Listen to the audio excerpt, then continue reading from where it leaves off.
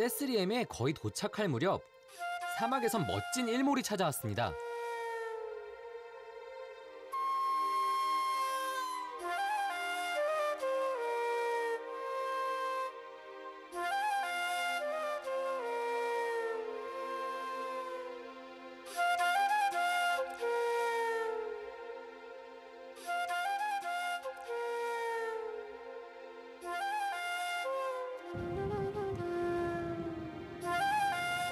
줄지어 이어진 붉은 나미브 사막의 모래 언덕들이 보입니다.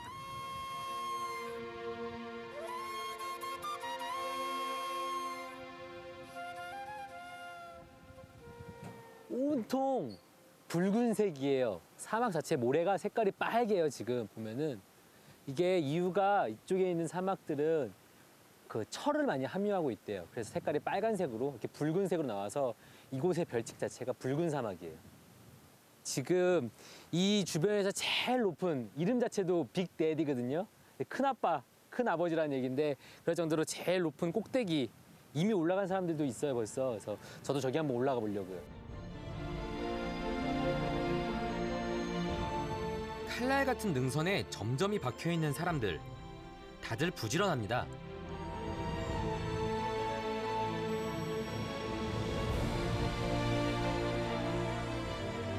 모래 능선이 겹겹이 펼쳐진 모래 언덕. 이곳은 대서양과 아프리카 내륙 곳곳에서 바람을 타고 온 물질들이 어마어마하게 쌓여서 형성된 것인데요. 모래 속에 철분이 산화되면서 이렇게 모래 언덕이 붉은색을 띠고 있는 거랍니다.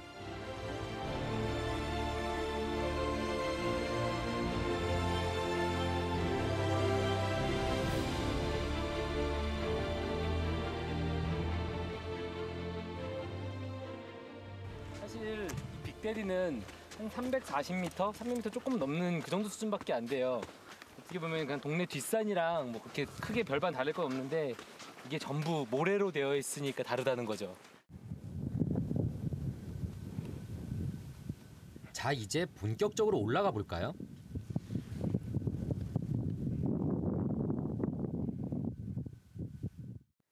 역시나 만만치 않습니다. 발이 푹푹 빠지다 보니 영 속도가 나지 않습니다.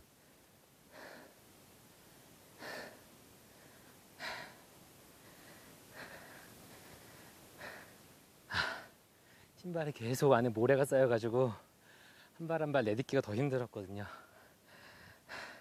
그래도 아직까지는 좀 오전이라서 모래가 아직 안 뜨거워서 괜찮은데 이따가 모래까지 뜨거워지면 신발도 못 벗을 것 같아요. 그래도 지금은 좀 편하네요, 신발 벗으니까. 신발은 벗었지만 여전히 다리는 천근만근입니다.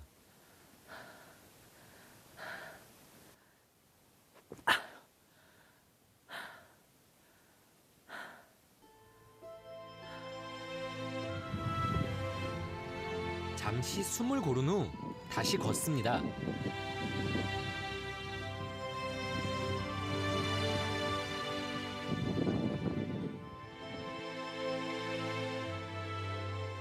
어느 순간 붉은색 모래와 흰색 바닥이 묘한 대조를 이루기 시작합니다.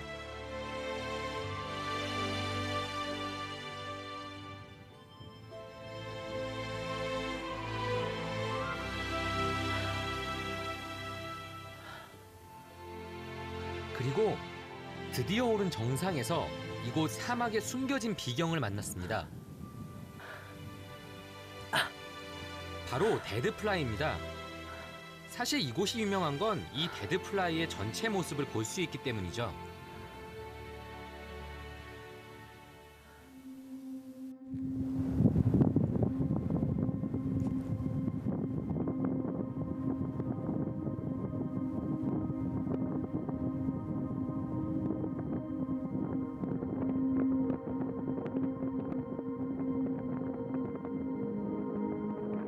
규모가 엄청납니다. 그동안 사진으로 봐왔던 데드플라이와는 느낌이 좀 다릅니다.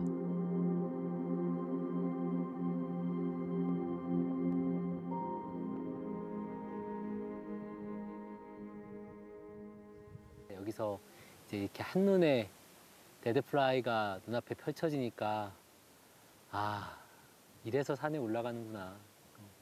그럴 만한 가치가 있구나라고 생각이 드네요, 진짜로. 잘 올라왔어요.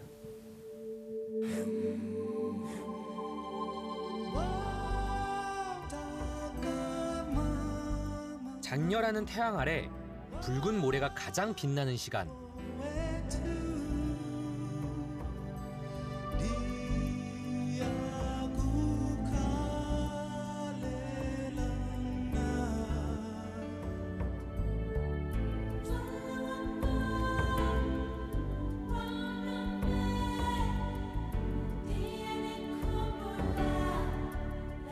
위에서 내려다본 데드플라이는 또 다른 세상이었습니다. 그런데 그 풍경 속에 요란한 사람들의 질주가 눈길을 끕니다. 바로 데드플라이를 향해 달려가는 겁니다.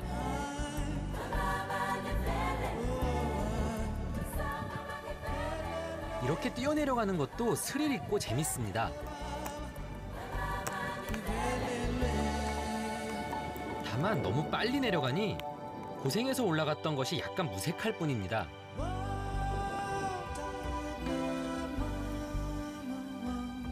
거의 다 내려와 부드러운 모래의 감촉을 느껴봅니다.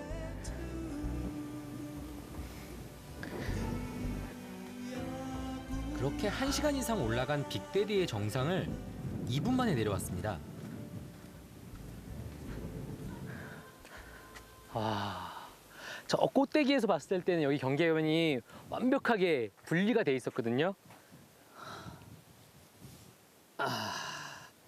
지금 제 왼쪽으로는 빨간 모래가 이렇게 끝없이 펼쳐져 있고요. 오른쪽으로는 하얀색 돌이에요. 근데 사실은 이게 알고 보면은 굳은 진흙이거든요. 여기에 예전에 물이 있었다가 그 물이 다 말라버려서 진흙이 굳으면서 이렇게 하얗게 마치 돌처럼 이렇게 무슨 화성 표면처럼 이렇게 변해버렸어요.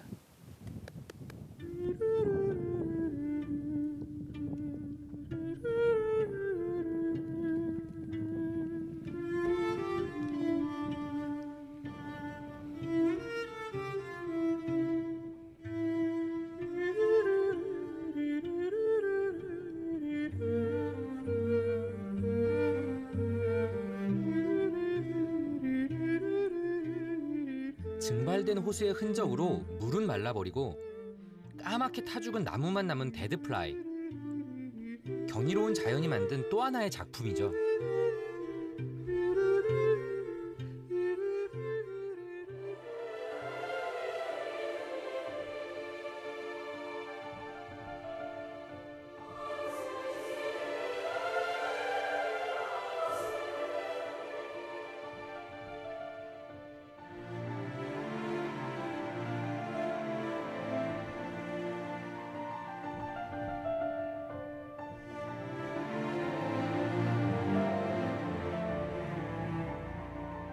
앙상한 고목들이 마치 미라처럼 서 있습니다.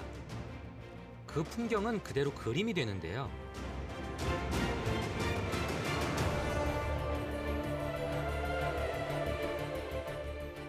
마치 순간이 영원으로 기억되길 바라는 것처럼 말이죠.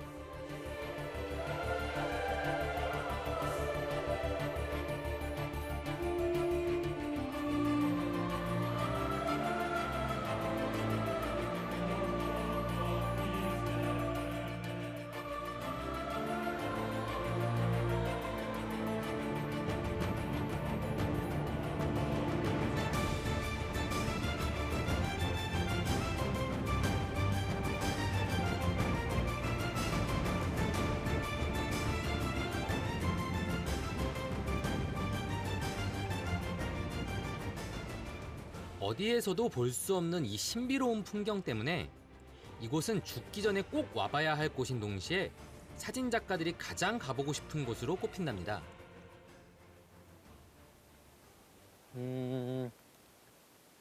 좀 기괴해요. 음울하다고도 좀 표현할 수 있을 것 같고요. 이렇게 하얀 바닥에 이렇게 까만 나무가 서 있고, 그리고 뒷 배경은 빨간 모래 사막, 모래 언덕이 펼쳐져 있어요. 그러다 보니까 지금 세상에 3가지 색깔밖에 없는 것 같아요.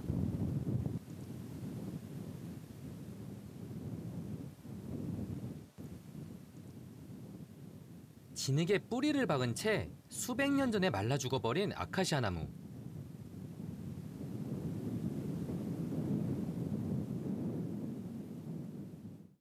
하지만 이 죽은 땅에서조차 치열한 삶의 흔적들은 남아 있습니다.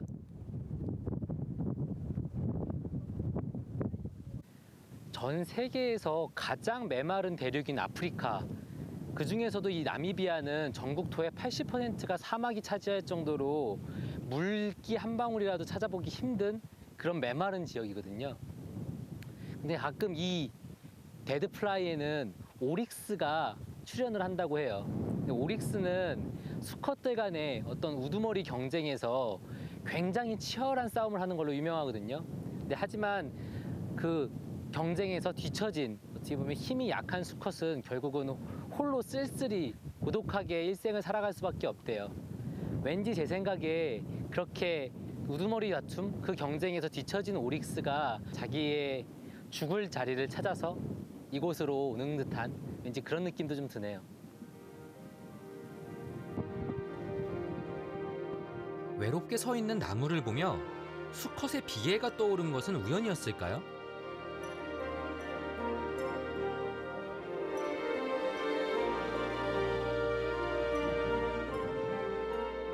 그런데 그때 정말 마술처럼 오릭스 한 마리가 이곳에 나타났습니다.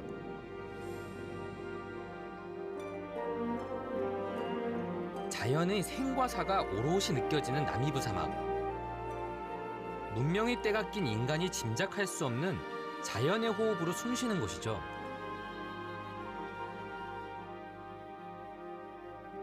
그곳에 찾아온 어둠의 시간. 아름다운 사막의 별을 노래합니다.